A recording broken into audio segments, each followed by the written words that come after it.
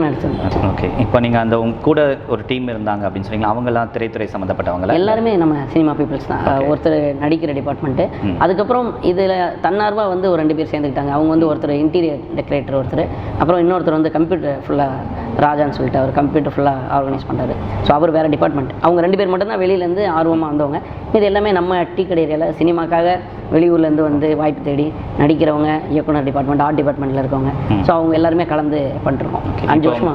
இப்போ புதுசாக வந்து ஒருத்தருக்கு வந்து இப்போ மரம் நடணும் அந்த மாதிரி விஷயங்கள் ஆர்வம் ரொம்ப இருக்கும். பட் எங்கே போய் நடணும், திடீர்னு நாம் பாட்டு போய் வைக்க முடியாது, அந்த மாதிரி விஷயங்கள் இருக்கும் இல்லையா?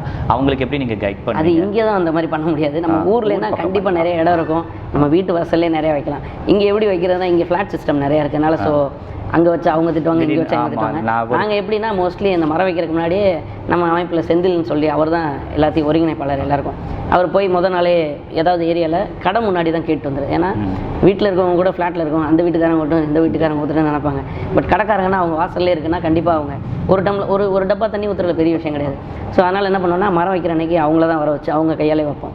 நாங்கள் சும்மா ஜஸ்ட் குழி நோண்டி எல்லாமே பண்ணிட்டு மரக்கன்று அவங்க கையை வச்சு தான் வைக்க வைப்போம். ஏன்னா அப்போ தான் அவங்களுக்கு அது மேலே ஒரு ஆர்வம் இருக்கும். ஏன்னா எவனோ வச்ச மரத்துக்கு நான் ஏன்டா தண்ணி ஊற்று நினைப்பாங்க.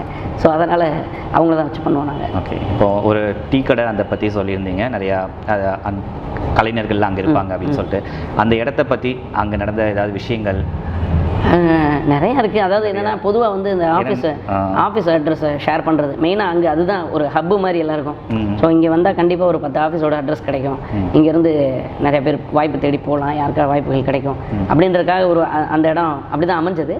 அதில் வந்து ஒரு நல்ல விஷயமா அமைஞ்சது இந்த மரம் நடுற விஷயங்கள் அந்த மாதிரி. ஓகே. இப்போ நீங்கள் அந்த மாதிரி அந்த இடங்களில் சந்தித்து புதுசாக ஒரு வாய்ப்பு தேடி அந்த இடத்துல இருந்து நீங்கள் ஒரு பெரிய நடிகராக வளர்ந்தவங்க யாரையாவது பார்த்துருக்கீங்க? நிறைய பேர் இருக்காங்க.